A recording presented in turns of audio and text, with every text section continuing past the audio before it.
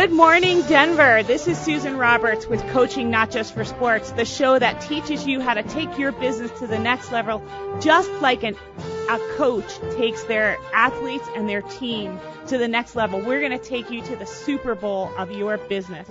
And one of the ways that we do that, we try to each week come up with a new topic that's going to be of interest to the folks listening in our business community, primarily our business owners who are always looking for a new way and a new idea to be more successful in their businesses and to drive it forward and to have a little bit more success than last year or last week or last month and move it forward. And what are some of the things that you can be doing?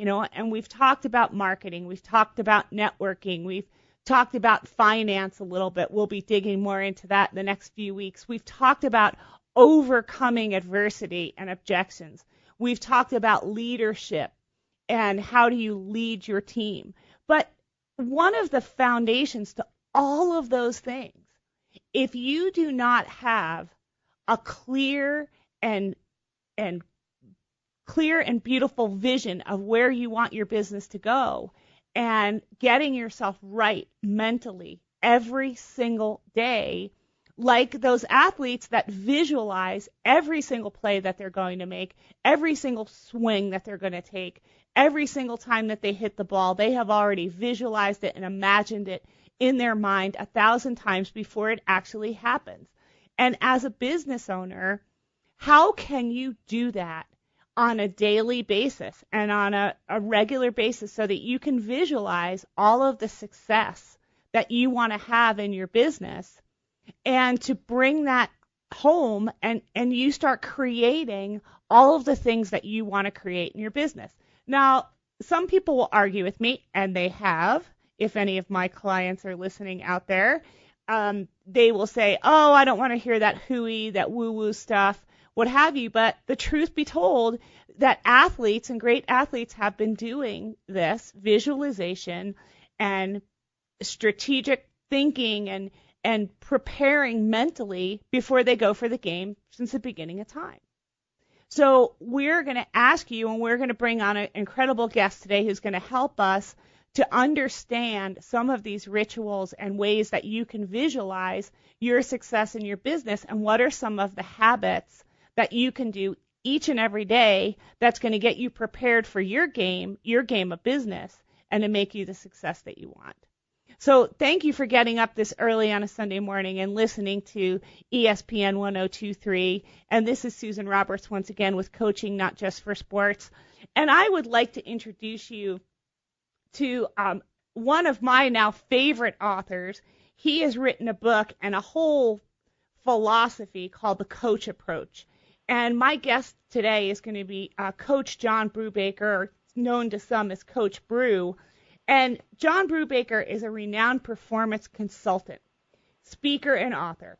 John teaches audience how to obtain better results in business with straightforward tools that turbocharge performance. From college athlete to 3-time Coach of the Year to analyst and personality for ESPN, radio, and Fox Sports to consultant and author John Brubaker knows the keys to take your performance to the next level. He uses a multidisciplinary approach to help organizations and individuals develop their competitive edge.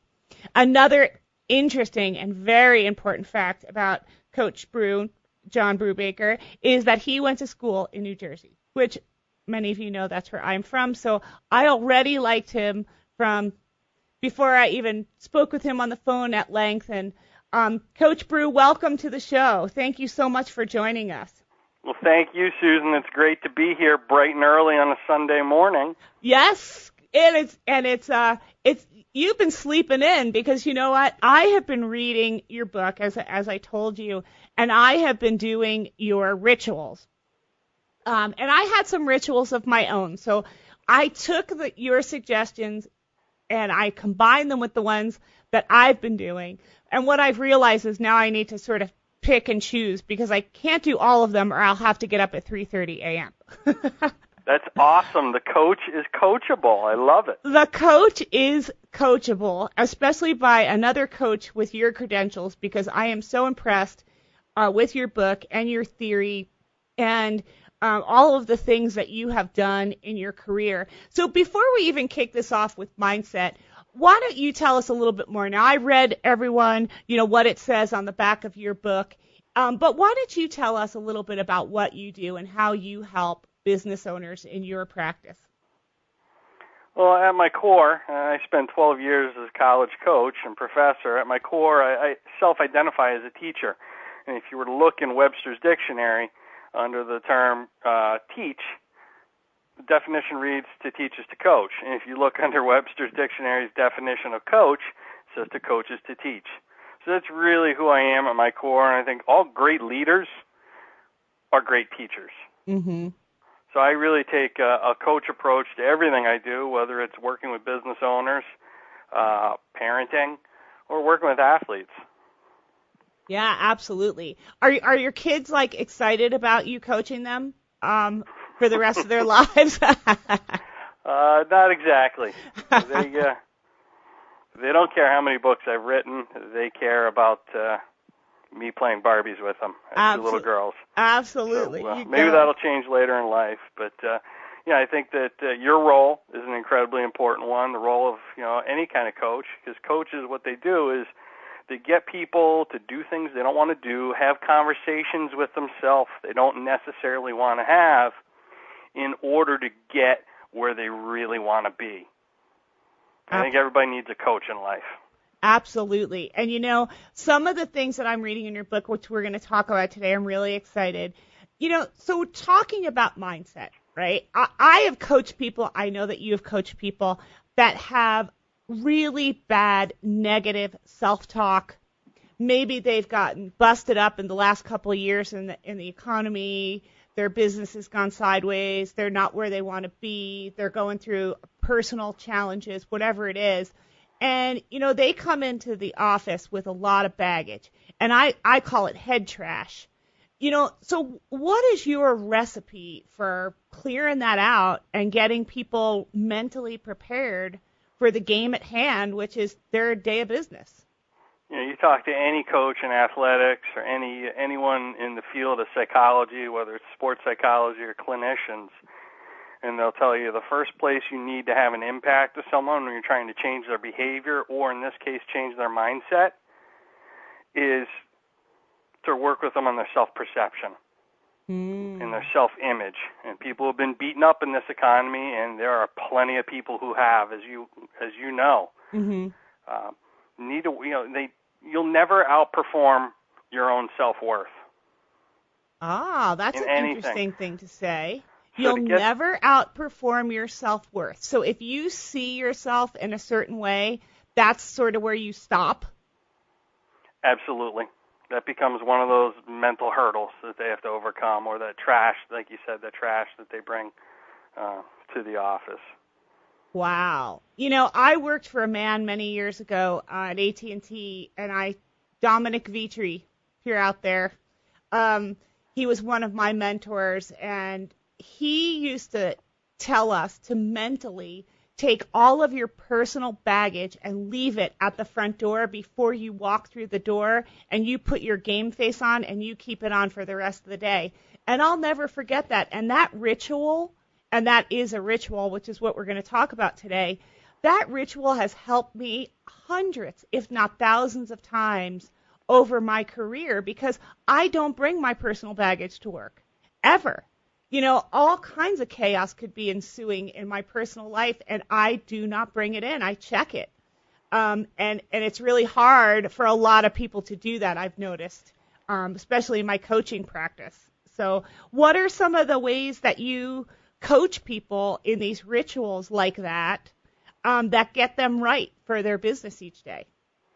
I think you brought up a great point about your mentor at AT&T, making sure that people get their mind right before they come to the workplace. Mm-hmm.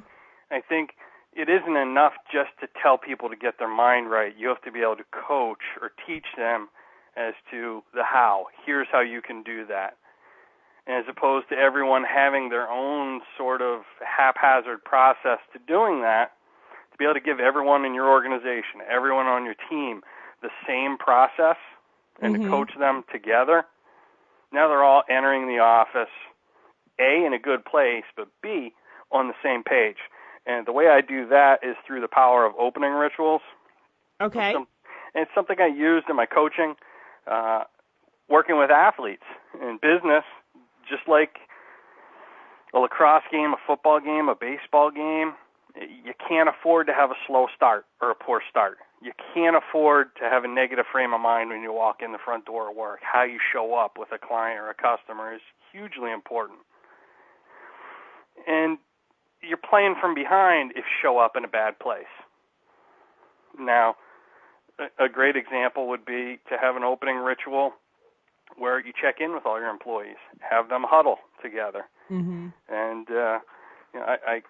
I could spend all day on this, but a simple opening ritual is something that I use with my clients, just a 5-step check-in. As soon as we meet, how are you doing? That's number one. Number two, this is the start of our work together. Everything outside of our work is exactly that. Just like an athlete, when they step across the lines onto the playing field, everything outside doesn't matter. Okay. They maximize their time.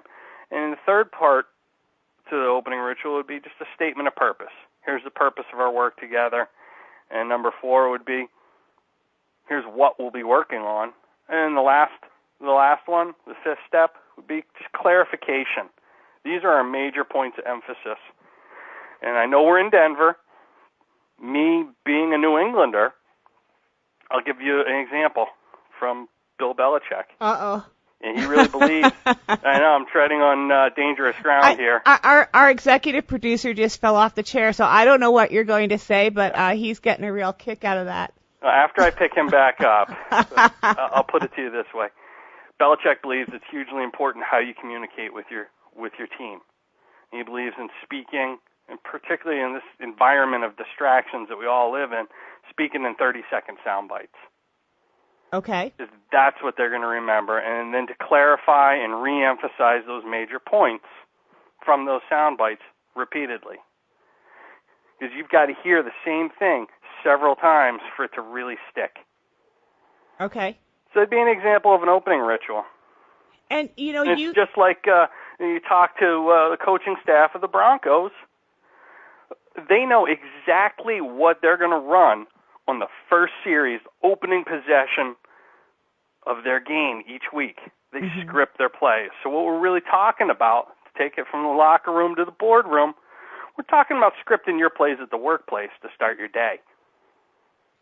So is that part of the visualization process or part of your performance rituals? Because you have rituals that, are talking about, waking up at the same time every day, exercising, do some stretching or yoga, and I would love to hear about your 5x9 because I think Absolutely. That's awesome. But you're talking about more right now the visualization of you visualizing the great and powerful day you're going to have.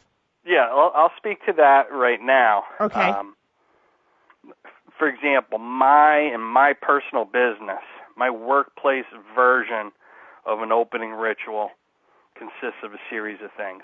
Okay. And the first one is clear your desk to help clear your mind. Mm-hmm. After I do that, I'll do a concentration exercise or just some brief meditation. And I'm not talking about sitting on a mat on the floor with your legs crossed and your arms up in the air and doing traditional yoga. No or meditation. woo-woo. No. For you? No kumbaya for you? Absolutely not. Just, maybe it's at your desk. Okay. In your cubicle, wherever your workspace is. Okay. And I'll try and read something or listen to something positive and inspirational. Some vitamins for my mind, so to speak. Then, after I do all that and I get my mind right, then I'll start to look at a task list or a to-do list, something that I assembled at the close of the day before. I didn't throw it together that morning. I didn't jot it down while I was driving. I made my task list for tomorrow, today. Awesome. And then I'll do a little visualization, successfully executing those tasks that I haven't done yet.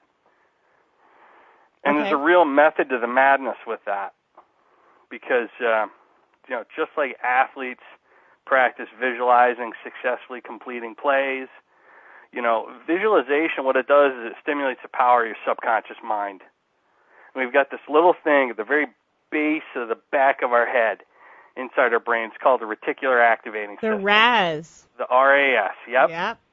So, in layman's terms, for everybody out there listening, it's kind of like the central processing unit for data that gets input into our hard drives, into our brains. And scientists have found that the RAS will process pictures way more efficiently than it will ever process words. So to visualize successfully completing those things on your to-do list that you haven't done yet, or maybe even those unpleasant things or unpleasant conversations. Eat that frog. Customer. Yeah. So that's gonna facilitate the actual execution. Okay. To come. So awesome. That's an example of my opening rituals in the workplace. Okay. And I love the RAS. We use that in my coaching practice as well. You need to know what your RAS is and where it is and how it works. But then the performance rituals that you talk about in the morning, though. So when you get up before you even get to the office, you're talking about some things that really get you set up. And that's getting up the same time every morning and spending time outdoors at lunchtime and all of these things that are just going to help you get checked. Absolutely. And the way we work isn't working. We're spending 12-hour work days. We're attached to our technology. I have some coaching clients that sleep with their BlackBerries under their pillows. Oh, no. And it's just not healthy. So the ability to, what Tony Schwartz, really just a workplace productivity guru, what he calls it oscillating. And that's to work in 90-minute shifts and then to take a break. Okay. And I would take it a step further. Every 8 to 10 minutes, you ought to take a small brain break. Maybe it's just getting up and taking a walk around your office, taking a lap around the building, just to kind of reset that hard drive and then go back and refocus on the task at hand. Because we tend to, the longer we sit at our desk, we tend to deviate from our purpose. Right. And what I'll encourage people to do is to take a timer, get Focus Booster app, which is a free app you can download, and you can set a timer on the corner of your computer screen for every 90 minutes. And a buzzer will go off, and you literally call time out, just like a coach on the field on game day would call time out, and you regroup. Cool. I need to start doing that. That doesn't cost you a thing, and it'll make you more productive. And, then you talk about, which I love in your book so much, you talk about some rituals that you have, and one of them is the 5x9.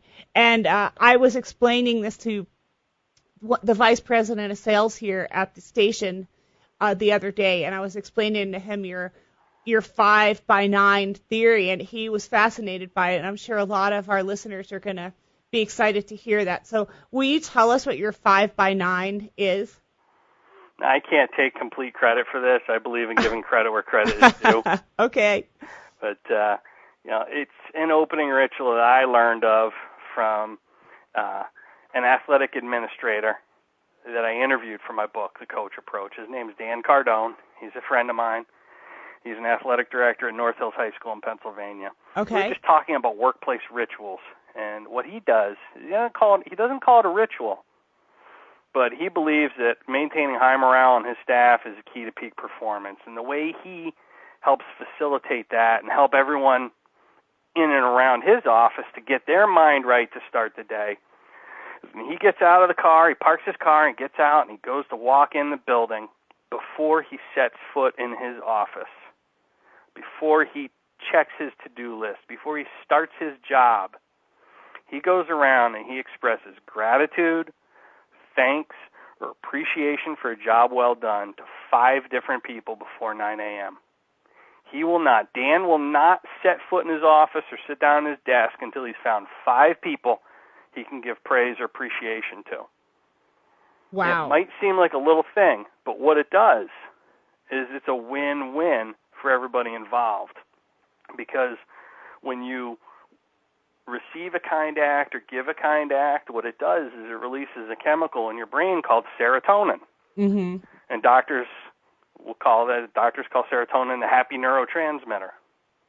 Okay. Take it a step further, if that's the chemical that's missing in clinically depressed people. So if you're clinically depressed, you're going to be, you're going to go to a psychiatrist. They're going to put you on a prescription for an antidepressant, Prozac, Paxil, whatever. And what that does is it artificially raises your serotonin level. Receiving a kind act, giving a kind act, even just witnessing a kind act naturally raises your serotonin level. So you're creating an environment within your corporate culture there of positivity just by expressing gratitude to somebody. Like, for example, the groundskeeper who Right. at every company, he or she is the director of first impressions.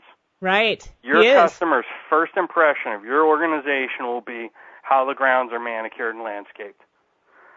Most people that work at these companies don't even know the groundskeeper's name, much less thank him.